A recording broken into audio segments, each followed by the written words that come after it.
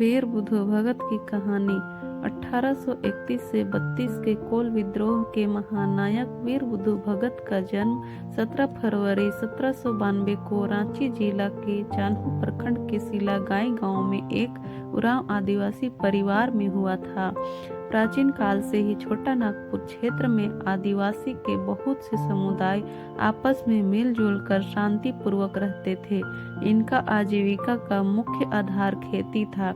वे जंगलों की सफाई कर बंजर भूमि को खेती लायक बनाकर उस पर खेती बाड़ी करते थे और अपना जीवन यापन करते थे। 1765 में अंग्रेजी शासन की स्थापना के साथ ही छोटा नागपुर में बाहरी लोगों का प्रवेश और बढ़ गया।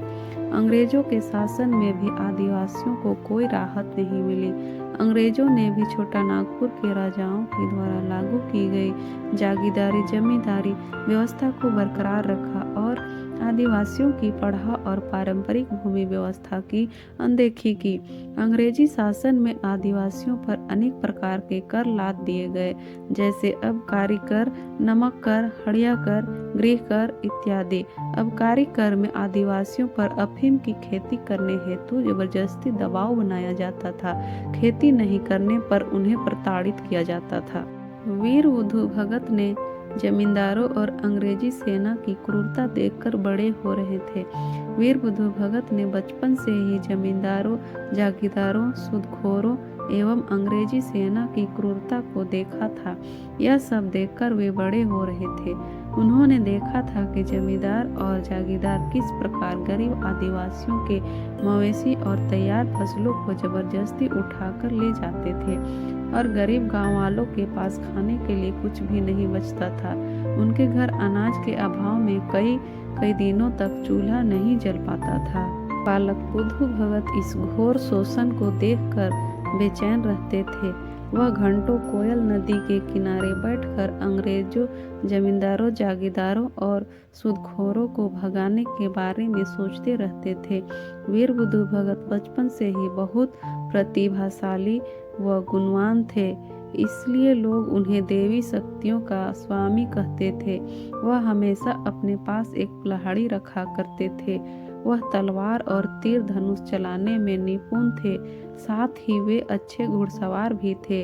उसमें अदम्य साहस व अद्भुत नेतृत्व क्षमता थी। अंग्रेजी शासन एवं जमींदारों, जागीरदारों और सूदखोरों के विरुद्ध जब 11 दिसंबर 1831 में तमाड़ से महान कोल विद्रोह की शुरुआत हुई, तब वीर बुधु भगत ने सिलागाई समेत आसपास के इलाकों में विद्रोह का नेतृत्व किया। वीर बुधु भगत और उनकी पत्नी बालकुंद्री भगत, उनके 3 बेटे हरधर, गिरधर और उदयकरण भगत तथा उसके 2 बेटियां रूनिया और झोनिया के नेतृत्व में आदिवासी योद्धाओं ने जमींदार, जागीरदार और अंग्रेज सेना को पस्त कर दिया था। वीर बुधु भगत के नेतृत्व में हजारों हथियारबंद योद्धाओं के विद्रोह से अंग्रेज सरकार और जमींदार, जागीरदार कांप उठे और उन्हें पकड़ने हेतु 1000 रुपये का इनाम की घोषणा की गई। वीर बुधु भगत छोटा नागपुर के प्रथम क्रांतिकारी थे जिसे पकड़ने के लिए इनाम की घोषणा की गई। यह एक अनूठा चारा था जिसे मुखबिर और धन लोलुप को आकर्षित करने के लिए डाला गया था। वीर बुधु भगत की लोकप्रियता इतनी प्रबल थी कि चारों ओर बंदूकधारी सैनिकों से घिरे हुए अपने नेता वीर बुधु भगत को बचाने के लिए लगभग 300 व्यक्तियों ने वीर बुधु भगत के चारों ओर से घेरा डाल दिया था। घेरा डाले लोग अंग्रेजों की गोलियां को झेलते हुए गिरते जा रहे थे और वीर बुधु भगत अंग्रेज सेना के पहुंच से बाहर होता जा रहा था। थक हार कर अंग्रेज सरकार ने वीर बुधु भगत को पकड़ने का काम कैप्टन इम्पे को सौंपा। कैप्टन इम्पे इस बात को अच्छी तरह से जानते थे कि वीर बुधु भगत को पकड़ना इतना आसान नहीं है। कैप्टन इम्पे ने वीर बुधु भगत को पकड़ने के लिए अपनी सारी शक्ति झोंक दी, लेकिन वह वीर बुधु भगत को पकड़ नहीं सके।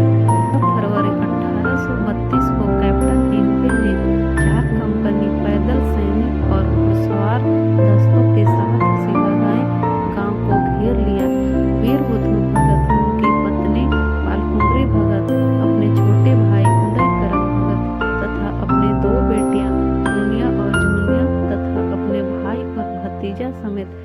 सैकड़ों वीर योद्धाओं ने मिलकर अंग्रेज सैनिकों से कड़ा संघर्ष किया और उनके वीरतापूर्वक लड़े।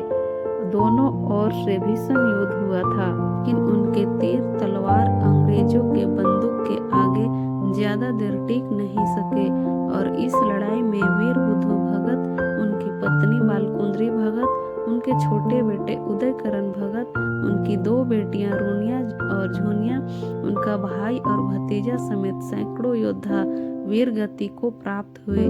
वीर बुधु भगत को अंग्रेज सैनिकों ने चारों ओर से घेर लिया और उसे आत्मसमर्पण करने को कहा, लेकिन वीर बुधु भगत को गुलामी करने से ज्यादा मरना पसंद था। उन्होंने आत्मसमर्पण करने के बजाय